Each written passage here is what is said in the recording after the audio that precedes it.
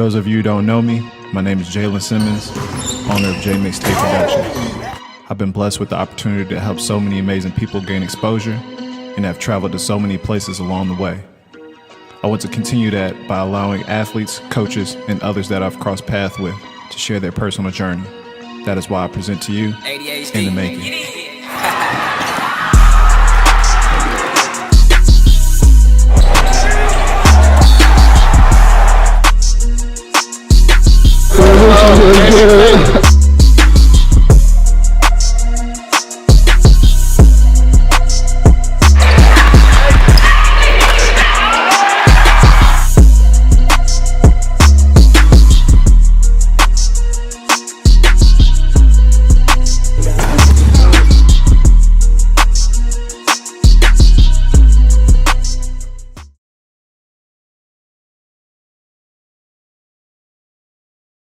Hey, good to see you, King. Let's go. Blessings. Yes, sir. Yes, sir. What up?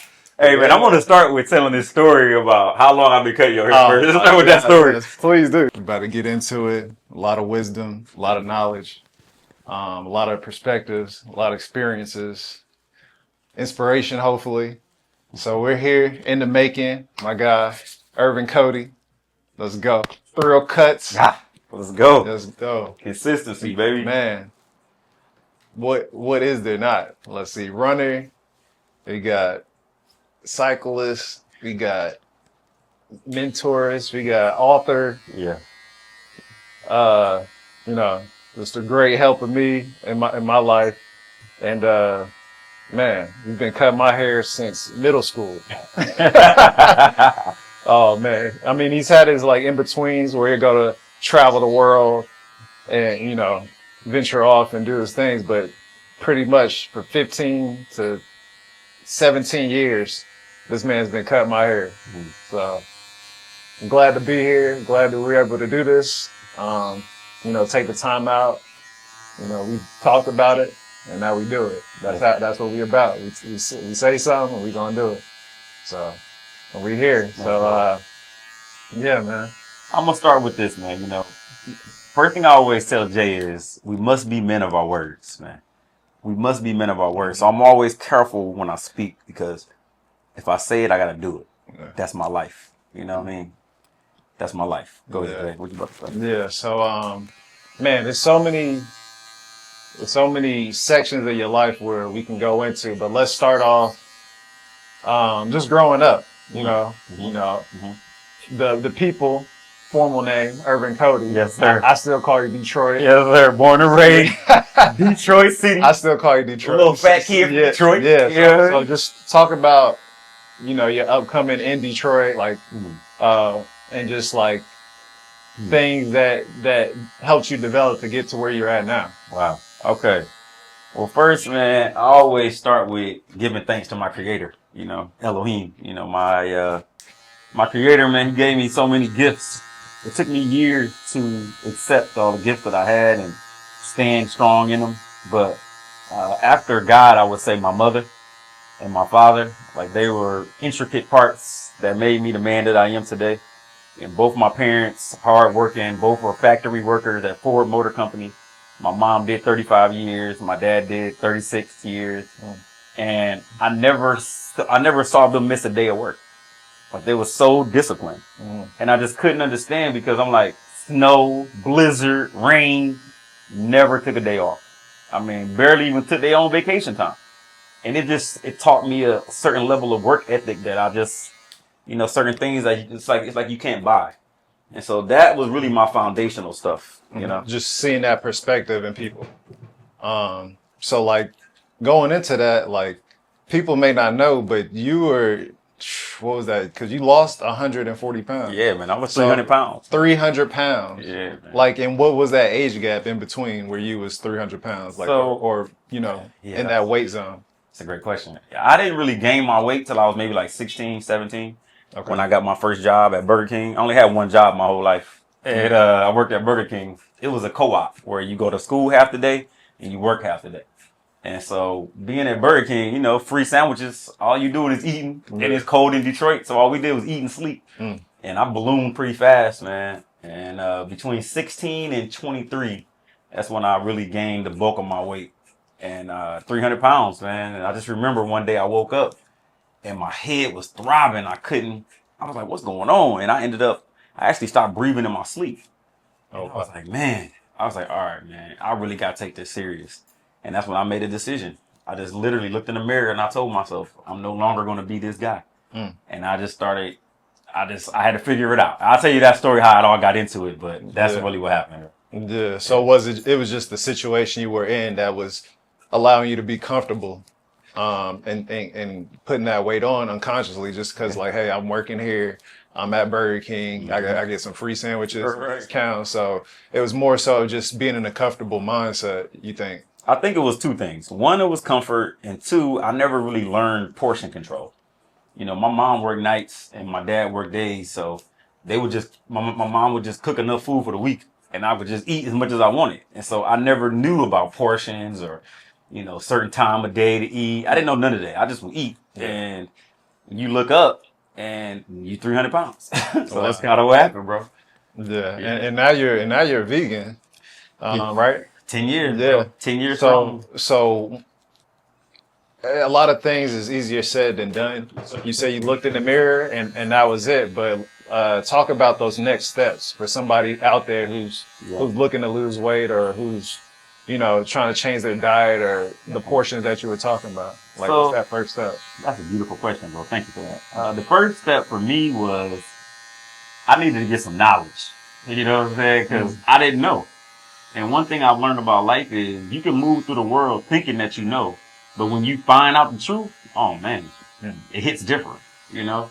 And so for me, I ended up going to my mom first. I asked her, like, what should I do? She didn't know. She was sitting eating with me, you know? And so I went to my grandma. And so I went to my granny and asked my grandma. And granny didn't know either. So my grandmother I love my grandma to the end of the game. But she pointed me to her sister. And her sister was in the military, was in the Navy. And this woman, her name was Karina Brown. She was one of the first female black women that made it to the general level, like the highest level you can make in the Navy. And so I called her, and I just said, listen, man, I'm really trying to get healthy. I don't know what to do. Can you help me? And she just immediately was like, listen, I don't have time. Like, are you serious? You know, like, don't waste my time. And I was like, auntie, I'm serious. Man. And she was like, all right. Straight to boot camp. I literally. So look, I said, auntie, I'm ready. She's like, all right, bet. I'll have a ticket for you in the morning. She hung up the phone. Bro, true story. That next day, it was a flight to Texas the next day. And I flew out of Detroit, flew to Texas, and I spent 3 months with my aunt. And she put me through this boot camp, man, where she taught me how to study every day. This is at 23. This is at 20. No, this was before I even left, bro. This was maybe like 18, 19, like 17, 18. I'm between like 17-ish. This is before I left the state. Okay. So I might have been like 17, going on 18. And so I flew there. I think I had just finished high school. And I stayed 3 months. And my aunt, she taught me everything, bro. Like every morning we went for a run. She taught me how to cook, told me what foods to eat, what to stay away from. Yeah. We studied. And you said you were around 17, 18 during this time? So I had just finished high school. You said, but you say you gained majority of your weight through 16 to 22. Exactly. Or 16 to 23. Yeah. So like even after that boot camp, it still really didn't stick. It didn't stick. Exactly. Until you was like, okay, now I remember what I experienced. Exactly. Got you. Okay, got you. So it wasn't like an overnight thing. I spent those 3 months. She gave me the game. I knew what to do, but I still had to choose to do it. You feel me? That's the part I think a lot of people don't understand. Like, you can have the knowledge, but it's not even about knowledge. It's applied knowledge. And so that was the thing for me was even I did that 3 months with her. I had lost like 90 pounds. I came back to Detroit and I kind of fell back into my old ways because I was in the wrong environment. Gotcha. So I knew if I really was going to get serious, I had to get out of my environment. Yeah. That was when I moved out of Detroit and I moved to North Carolina. I went to Barber college. So that's how that happened, bro. Gotcha. Yeah. And one note before we transition to the barber school and stuff like that is, take your time. Just being able to, even in your book, that's like one of the first quotes you got in there is, knowledge is not power. Knowledge, knowledge, execution of knowledge Yes, sir. is the power. Yes, sir. So just bringing that full circle and in your journey of losing 140 pounds is amazing. Man, it was a blessing, man. Because I realized that my life was too valuable. I knew it was bigger than me. And I knew that I was like, you know what? I love my family. I love my mom. I love I wanted to be an inspiration for somebody. I didn't want to be another excuse. And that's really was my motivation, man. Yeah, that's amazing. So I'm going to say one more part. Sorry. Yeah, no, go ahead. I got to get this part that helped me too. The gift that I learned from my mom, one of the best gifts she ever gave me, the two things that she gave me that made me to the man I am today. It was my mother never taught me fear. Like, she never told me that it was certain things that I could not do. She always told me, like, yeah, you can do it. Yeah, if you really want to. If you willing to sacrifice, Yeah. And so even when I was going to make bad decisions, I would come and talk to her about it. And she would just say, listen, I'm not going to tell you what to do. As long as you can accept the consequences that come from that decision, live your life, And so honestly, that is really what made me to the man that I am. Because I never knew what fear was. I never knew that I could be homeless, or I never knew I couldn't. She always told me what I could do. And that's really how I became the man I am. Man, just instilling that confidence, From day instilling one. that She strength. never, not one day in my whole life, told me I couldn't do something. Yeah. That's amazing. Okay, so now 16, 22, you're in that phase, you're working, you just graduated high school, right? Yep. And you're transitioning into barber school. Exactly.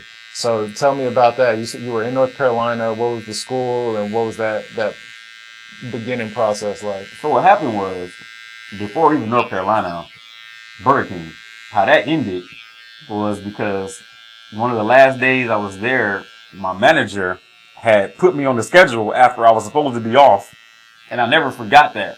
And I just remember feeling like helpless. Like my time wasn't my own.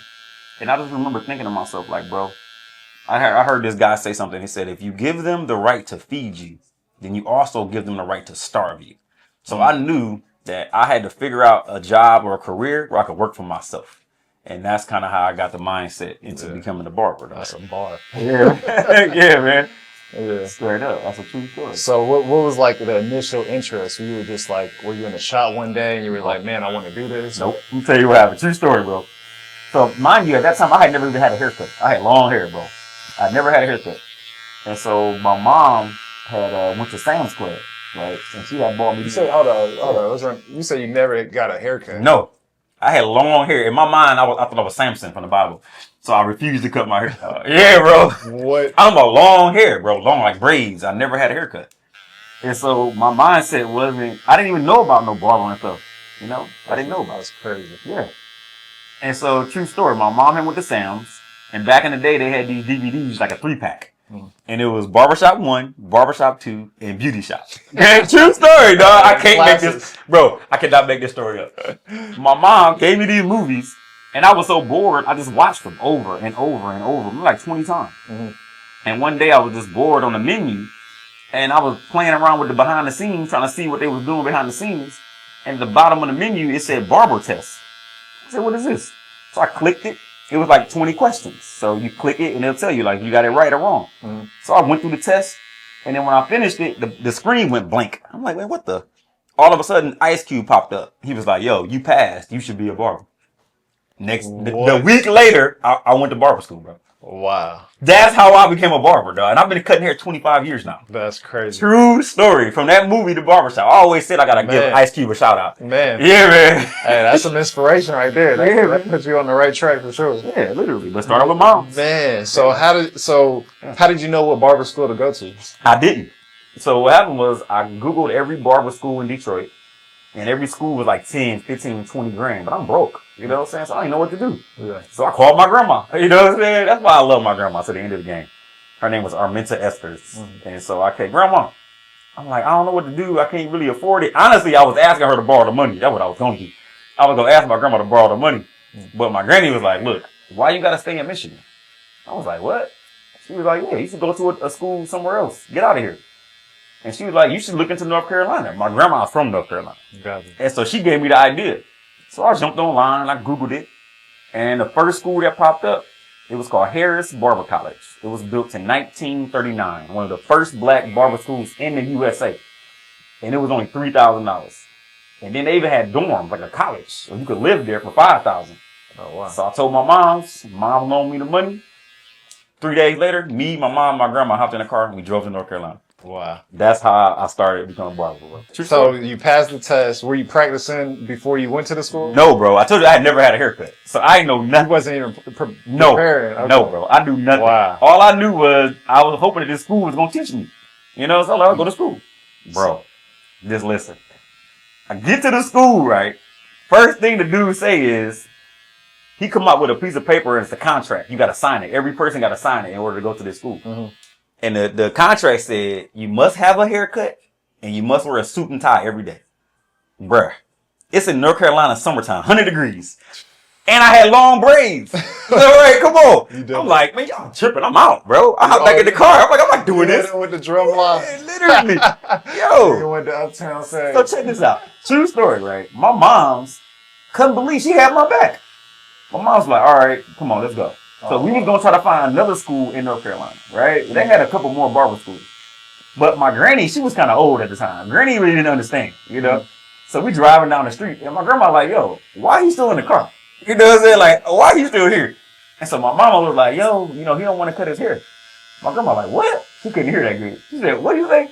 My mama said, he don't want to cut his hair.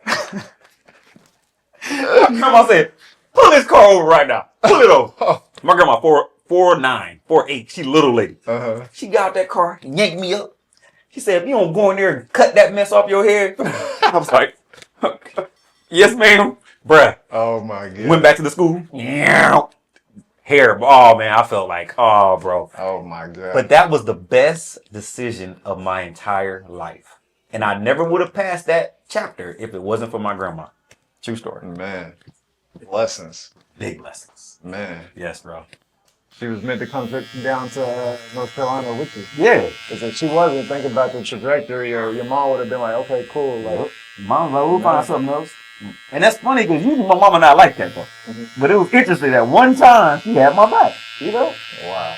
The one time. So in those first few classes, once you started getting into it, you cut your hair, you're wearing a suit, it's blazing hot every day. Oh, man. Talk about those next steps. Bro, see, like, this is the part that I gotta tell you. The very first day I was there, I got into a fight, bro. Oh, man. The very first day I fought a dude. Mm-hmm. I never forget it. So when I got there, the dude, I signed a contract. I go upstairs, I get my little dorm. And there was a bunch of guys up there, but I was the only one from out of town. Everybody else was from North Carolina. So I was in there, and at the time, I kind of had a chip on my shoulder. You know, I'm from Detroit. I felt like I was, you know, a little bit better than these country boys. You know what I'm saying? Mm-hmm. So I'm in there, I'm chilling. And so I was playing my little Xbox and just relaxing before my first day of school. And so I'm in the room, and so some dude come knock on my door and ask me for some milk. And so I'm like, I gave him this look like, bro, you don't even know me, man. I ain't say nothing. I was that kind of arrogant. I didn't say anything. I just kept playing my game.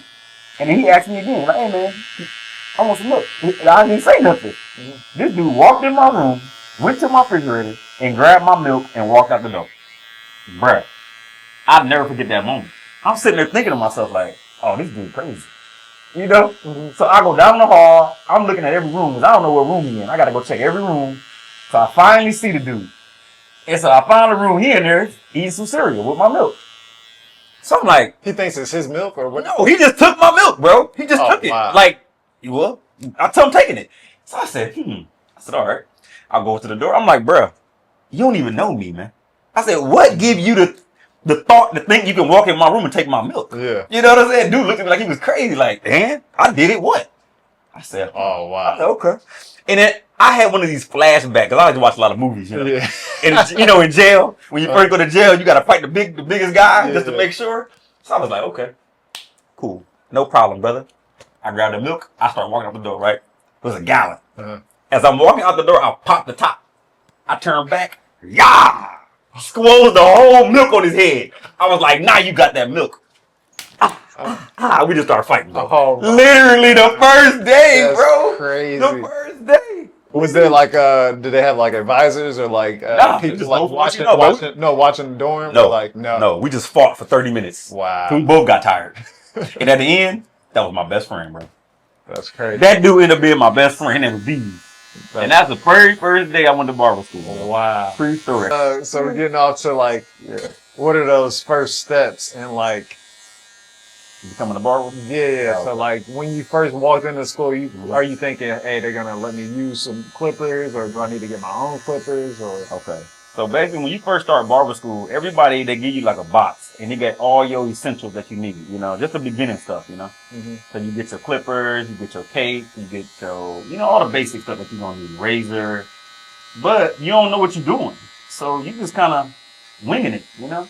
Mm-hmm. Like they show you some steps, but you gotta also remember everybody here is different. So everybody here is not gonna be the same. It's not no one cookie cutter way to do something. Mm-hmm. And so when I was in that school, man, honestly, I really didn't learn, bro. I had to kind of just practice and just, what they call it, trial and error. Yeah. You know what I mean? So what were you cutting, or like, what were you? So I didn't even try to cut until about a couple weeks into it. Mm-hmm. And then you practice on the other students. You know, so like y'all practice on each other. But the only problem with that was, if you mess somebody up, they like, yeah, come on outside, buddy. Yeah. Fighting again, bro. I had to fight every day. When I tell that story, you don't believe me, bro. Yeah. I literally had to fight every day. Because you mess a dude line up, oh, bro, I got to see you outside. Yeah. You know what I'm saying? And that's what happened. That's a fact. But it motivated me to become better. Yeah. Because I got tired of fighting. You know what I'm saying? I was like, all right, you got to figure this out, bro. Yeah. And so, yeah, that's kind of, I was barber school, bro. Man, so what was that cornerstone and where you were like, okay, I got it now? You ready for this? Mm-hmm. This is a true story, bro. So after about, because the school is 2 years. It's 2 years worth of training. Mm-hmm. So it's 2 years of school, then you got to do 1 year intern, and then you get your license. All right, so 3 years total. And so after my first 5 or 6 months, bro, I just got to the point where I wasn't cutting because I just got tired of fighting. So I just would just practice on myself or just watch video. I would just watch other people cut. But I didn't cut, you know. Mm-hmm. And so I remember on a weekend, you know, in the dorm, I'm there by myself. Because on the weekends, all the guys who lived there, they would go home because they lived in the area or not too far. Mm-hmm. And so on the weekend, I was by myself, bro. And so one weekend, I'll never forget it. I was so bored. I was like, you know what? I'm going to sit on this step, and whoever come by, I'm going to make a friend. That's what I said. And so I sat out there all day, bro, until about 9 o'clock that night. And right when I was getting up to get ready to go, I heard like a little squeak, and I looked, and it was a homeless brother walking down the street. Because where the school was like downtown. Mm-hmm. So only on the weekdays is busy, like business hours. Weekends is deserted, you know? Oh, wow. And so anyway, I saw the homeless guy, and I kind of was praying. I was like, God, I said, man, all I need is one person. And so I saw the homeless guy. I was like, man, I ain't gonna mess with him. Mm-hmm. And I felt, I ain't gonna say God said this, but I felt, God was like, well, you said you wanted a friend. There you go. Wow. Go make a friend. You know what I mean? Mm-hmm. So I was like, all right. Hey, brother, what's up, man? I started talking to him. Dude told me his whole story. It was incredible. Dude was some kind of like stock investor. He made some bad investments, lost everything. Wow. Lost his wife, kids, everything. So I'm just like, wow. And so I tell him my story. I'm trying to learn how to cut. You know, I'm a barber. I'm trying to become a barber. And he was like, you know what? You can practice on me. I was like, word? He was like, yeah. I'm like, man, you don't even know me. He's like, I don't care. I'm like, all right, cool. I go get the clippers, run them down to the porch. I won't bring them upstairs. Mm-hmm. Run them on the porch. I cut his hair on the porch. I murdered him, dog. It was terrible. Oh. It was terrible, bro. Oh, man. But the homeless dude was so happy to get his hair cut. He was happy with it. And it gave me kind of confidence. Yeah. You know? Somebody, you know, trusting in you. Exactly. Even though because he knew I was trying. Yeah. And I tried, but I didn't do good. And so anyway, after the end of that, he got up and he was like, hey, man, what you doing tomorrow? I was like, nothing. He's like, man, listen, there's a homeless shelter about 10 minutes away. It's thousands of us. If you want to come practice, I'll take you. Wow. I was like, word. I was like, bet. I said, come get me tomorrow. And the next day he came and got me. Wow. I went to the homeless shelter every weekend, Friday, Saturday, and Sunday, and I cut hair for free. Wow. White, black, Asian, Spanish, Puerto Rican, Dominican, every nationality was in there. And I was murdering them, jacking them up. And I just said, all right, Ervin, let's figure this out. The fact that you were able to get those attempts and be in that environment. But it was no pressure, though. Yeah. You know what I'm saying? Because it was all homeless people. Man. And so that's how I learned how to cut all nationalities.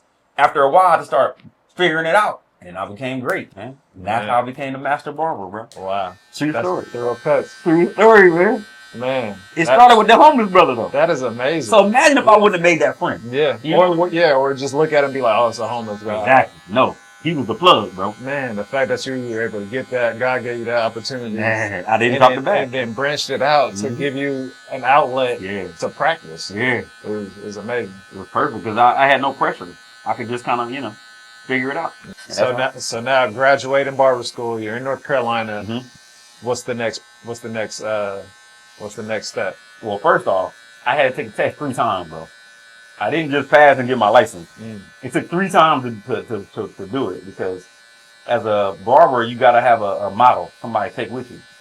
And 2 times I took homeless people from the homeless shelter and it didn't go good because they didn't have a full head of hair. You got to have a full head. You can't have no light spots. And so I failed twice because my models wasn't, all the way ready.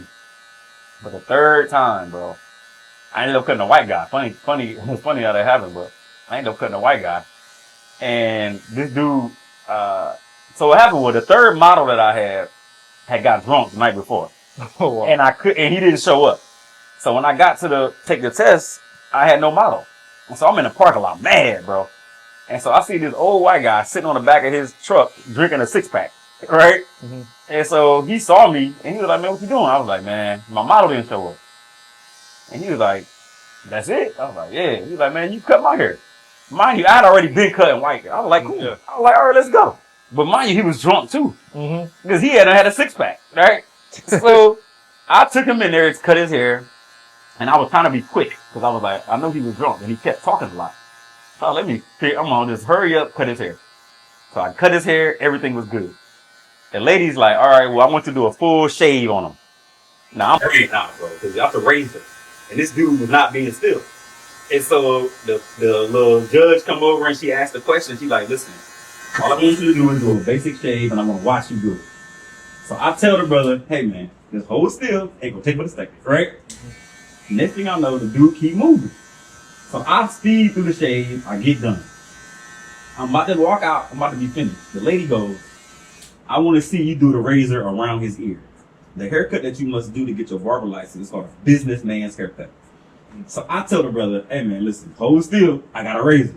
He like, all right. I do this side. Perfect. I come to this side. I'm getting ready to do it. And he turned his head like, hey, look.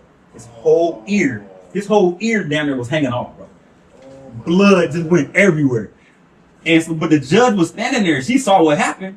She was just like, they put napkins and trying to hold his ear on, bro. It was crazy.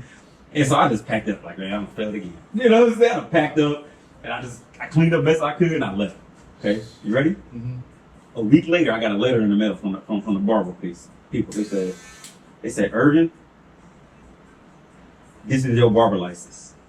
And they say the reason that we're giving you your license is because you stayed calm and you made sure that the client was straight and you made sure and you paid attention to detail. And because of that, we're giving you your barber license. Wow. 3rd time I got my barber license, bro. Off the white guy, like damn near cut his ear off. Wow. True story, bro. That is insane. Yeah, man. That 3rd time, bro. So you were preparing to do a 4th test if needed. Yeah. Yeah. But I needed more money though, because every time you take a test, it costs $150. Gotcha. So give them the steps for those who want to be barbers. Okay, so the written part was pretty simple, bro. It was just 100-something questions, all multiple choice. And after you pass that part, luckily, the year that I did it was the last year. They said once you pass one part, you ain't got to take that part again. So I passed that the first time. I just needed to do the actual haircut with them on the model 3 times. And so, yeah, but once you get that, then you're good to go. The next step was go to the barbershop, you know? And so I never... North Carolina. I'll never forget the barbershop was called the Right Cut Barbershop. Because you had to do your intern year, right? Exactly. I had to do 1 year as an intern. So that means when whoever you intern under, when he go to lunch, you got to go to lunch. When he go home, you go home. If he show up, you show up. Basically, you just shadow him. And you can't really do nothing on your own, you know? Gotcha. And so I never forget my first day in the shop, bro. Here we go. I went in there super confident. You know what I'm saying? I'm like, I'm ready. I slapped the cape on the floor. Like, y'all ready? You know what I'm saying? Dude come. He had these deep waves. I'll never forget, bro. Deep. I'm like, all right, bet. Ask him, hey, brother, how you doing? How you want your haircut? You know what I'm saying? We're professional. He tell me everything he wants. So I'm like, okay. I start cutting his hair, right? In barber school, they tell you when people got like deep waves, you always go with the grain. Because if you go against it, it'll cut it way too low. So I was like, cool. Put a guard, doing good. Next thing I know, bro, they have this thing of some people's hair. It's called a cowlet. You heard of it? So a cowlet is when your hair go the opposite direction. So say your whole hair could be going this way, it'd be one spot that go the opposite way.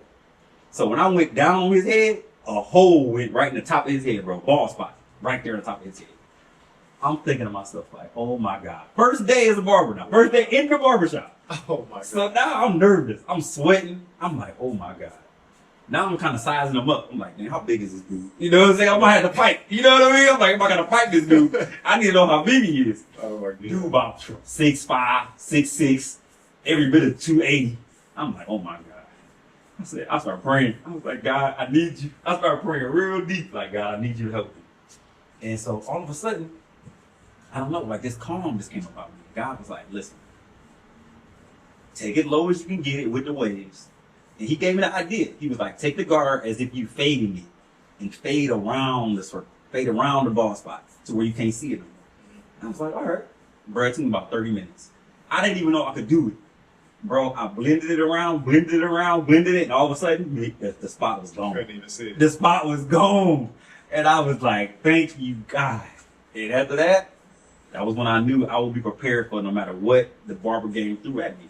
You know? Wow. So you got your intern year under your belt. So now, what was that next step? Did you stay in North Carolina a little bit longer? Did you? So yeah, after I finished that first intern, I stayed maybe like 2 or 3 more years. I really stayed another year or two because of just loyalty, you know? And so I just knew I had kind of outgrew North Carolina, you know? Mm-hmm. And so I never forget one of my clients, he was like, hey bro, I'm going to Atlanta for the weekend. You want to come? I was like, yeah, why not? I hopped in the car and we drove to Atlanta. And bro, when I came to Atlanta, it was 2007. I'll never forget it. It was this club called Velvet Room. And when I came here, we stopped at the gas station right on Jimmy Carter. I'll never forget it. And we ended up meeting some people, and they was like, hey man, we coming out. Y'all want to go out? And so when I pulled up in Atlanta, I had never seen this many successful black people ever in my life. Like, not that many. And I was like, oh, this is where I need to be. And so after that weekend was over, I went to North Carolina. I sold everything I owned, and I drove to Atlanta. And so, but I didn't have no plan though, bro. That summer? No, it was summer. Wow. It was like literally, I left here on Sunday night. Tuesday morning, I was back in Atlanta. Literally, I sold everything. Oh, wow. I gave everything away. Like, here, take it. I don't care. Wow. And I came.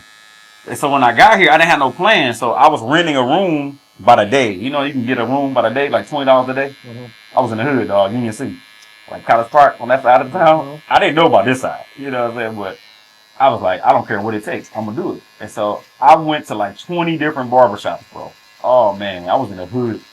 I'm talking about like $5 haircuts, bro. Like hood. And I was like, man, I got to figure this out. And so I'll never forget, I was at this some barbershop in Atlanta. And I saw this white lady pull up. She was Jewish. And she got a van. She was selling barber supplies. And I'm like, what the? So some say go talk to her. I went and talked to her. And she was like, what are you doing here? And when she asked me, I was like, I'm cutting. She was like, you don't look like you're supposed to be here. I was like, what you mean? She was like, you want to make some money? I was like, yes, ma'am. She said, well, follow me. Bro, I went in that shop, packed up my stuff, and I followed this little Jewish lady. Bro, she drove me up here. She drove me to Marietta. And that's where I started at Goodfellas. It was a Marietta location. And she was like, this is where you need to be. And so that's how I met the owner of Goodfellas, and I started at Goodfellas. Wow. But true story, real quick. Mm-hmm. So I worked there for 3 days, and I quit. I was like, yo, this ain't it. I didn't like it. After me, ain't Goodfellas? Yeah, at Goodfellas. Oh, gosh. It was one in Marietta, right in front of Walmart. Mm-hmm. And I was like, nah, this ain't it. So I called the owner, Ron. I was like, hey, man, listen, bro. Hey, thank you for the opportunity, but I think I'm going to find something else. And he was like, what? I was like, yeah, I'm leaving. Thank you. You know what I'm saying? And he was just like, I guess he was like, man, nobody ever called and just told me thank you for the opportunity. He said, man, where you at? I said, I'm packing up. I'm leaving. He's like, man, give me 5 minutes. I was like, bro, I'm leaving. You know what I'm saying? I ain't going to be here. He was like, bro, give me 5 minutes. So I was like, you know what? All right, bro. So I waited 5 minutes. All of a sudden, brand new black Range Rover pull up. Clean. Tinted out. I'm like, what the? He like, are you Ervin? I'm like, yeah. He like, get in. Okay. I'm like, okay. I get in the car. This is your boss? Or? This is Ron, the owner of the Okay. company. Yeah. Okay. He like, hey man. He said, man, I got 6 locations. He said, before you quit, let me show you a couple of other ones. I think you might like each other. He was like, is that cool? I'm like, all right, cool. He's like, I'm gonna drive you there now. That's cool. I'm like, all right. So he drove me up here to Alpharetta. I had never heard of Alpharetta. I ain't know nothing about Alpharetta. I was like, all right. He drive me up here. He pull up. It was so nice. Grass and trees. It was beautiful. And so he like, listen. He opened his glove compartment, pull out a stack of money like this. He just started counting hundreds. 1,500. He like, listen. If you go in that shop and it ain't everything that I say it is, this 1,500 is yours. You got your own chair, your own blower, 24-hour access, your own key, 30, 70-inch TVs. If you go in there and tell me it ain't everything I'm saying, this money is yours. You can go back and go do what you want to do. I was like, shit, all right. Yeah. I go in the shop. Bro, it was everything he said. Wow. And more. And it was packed full of people. And so I came back to the car and he was like, so what you gonna do? You gonna take the money or you gonna work? And in my mind I had this thought. I was like, I could take the one-time payment of $1,500 or I could make my own $1,500 over and over and over again. And so that's what happened. That's how I ended up in Alpharetta. That's crazy. And so I stayed with that brother for 10 years.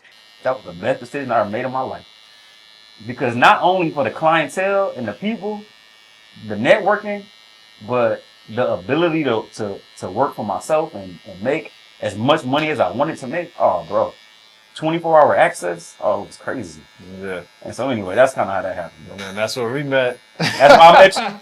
And I started cutting your hair in middle school, bro. Literally, bro. Crazy. That's how that happened, though. Man. True story, bro. So now you're in that position. Just I kind of want to like speed the process of the barber because I want to get more in depth of just like your mentality and your books as well. Yes, sir. So let's just fast forward to how are you here now in this position, being your own barber, having your own unit. Yes, sir. Kind of go into that. So basically, I cut hair with him for 10 years. And after that 10 years, man, I just felt like I put my time in, you know?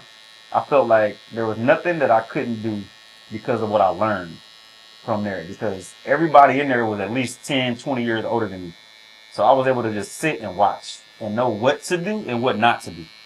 And so I knew that I could run a business. I knew I could be consistent. I knew I had customer service. I had just taught myself how to, I taught myself all the things that I didn't know. And so when I finally hit that pinnacle, I just decided that I wanted to become international. I didn't want to just be America. And so my first international, I went to Turkey. I moved to Istanbul. And living in Turkey was my first real opportunity outside of America to kind of prove to myself that I could be successful in any country. And so that's kind of how that happened, bro. And with all of those experiences of traveling and living in different countries and meeting different cultures and religions, it just taught me what to do and what not to do, kind of a thing. And so I just remember telling myself, like, I had to have some kind of self-made rules for myself, though. Because I kept watching people and I'm just like, people were just they were just living, you know? They didn't have no real structure. That's what I'm trying to say. And so I kind of gave myself bylaws.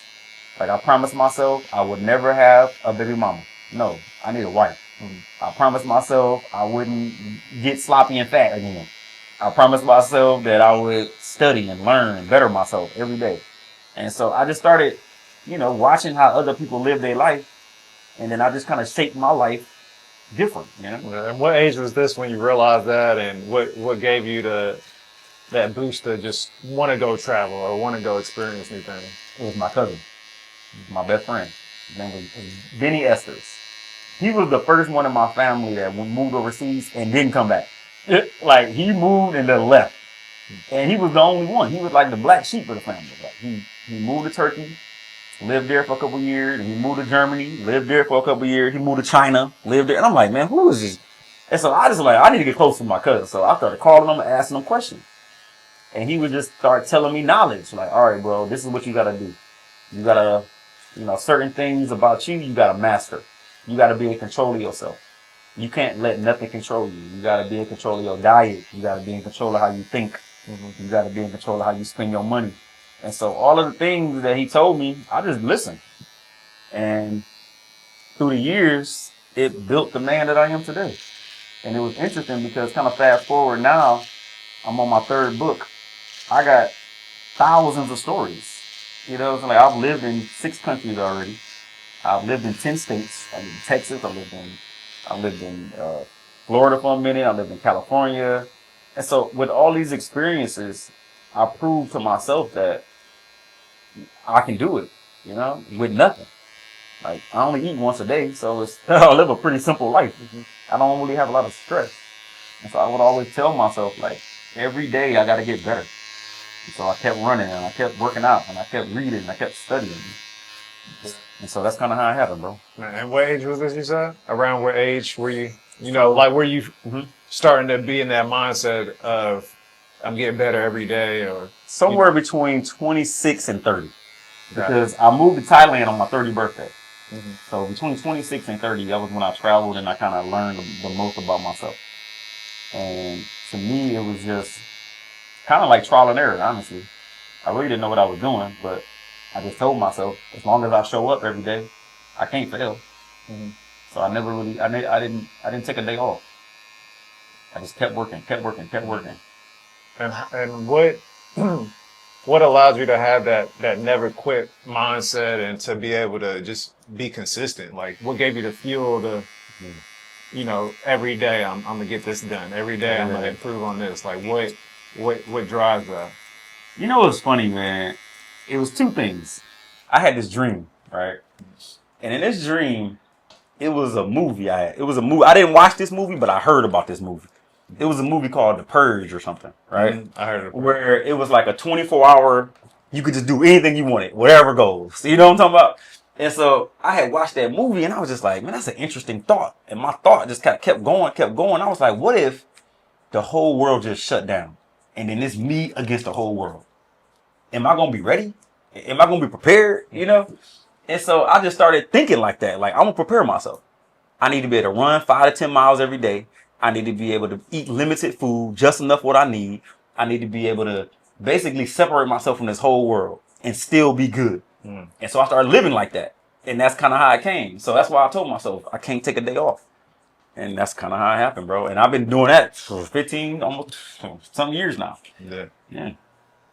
So transitioning into all of this, like, just the journeys that you've been on, just go into what your books are mainly focused on.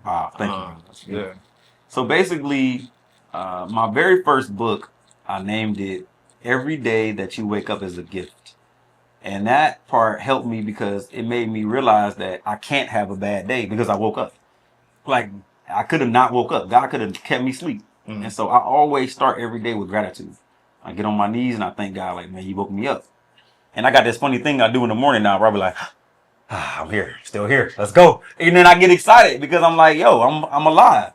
And so I don't know, it just always, when you start with gratitude, my cousin had this thing, the cousin I'm telling you about, his name is Benny. He said, when you associate your happiness with things or material or people, it's fake. He said, it's only real when you can account for the things that's real, touchable things to be thankful for, like breathing and health and, your legs to run. You know what I mean? And so it changed my whole perspective. And so that is really what kept me motivated and happy. And every day I wake up with joy is because I can see. You know what I'm saying? My eyes work. My liver works. Everything works. Why wouldn't I be happy? Why wouldn't I give every day my best when he could have let me stay asleep? And so this is the last thing I'm going to say is I feel like the best gift that God ever gave us was this body to last us 100 years, Lord willing. So my gift back to God is taking care of what he gave me, the body, So, yeah. So then that's the first book. That's the compass of the first. So because you have 3 books out now, right? Yes, sir. So, summarize the other 2 so, people can, look out for that. Yes, sir. And so the second 2 books, I named them Proof. The first one is The Proof Is You, because a lot of people keep looking for other places or other people or other things to prove certain things to themselves, but it's really you. So when you love yourself and you know who you are and you put that work in, that's really what that book's about. It's just stories of situations that I had to overcome, that I had to prove to myself.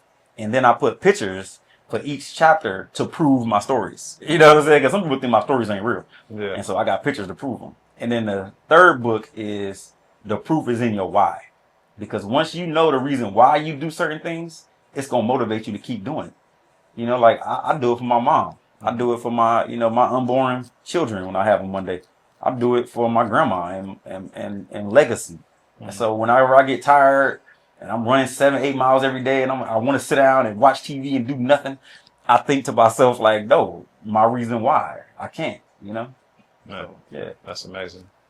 And tell the people where you can find these books and where they can go purchase as well. Thank you, brother. So all my books is on Amazon. You just type in Ervin Lamont Coty or Ervin Coty. They all come up. The first one, Every Day That You Wake Up Is a Gift. Second one is The Proof Is You. And the third one is Your Proof Is in Your Why you do it.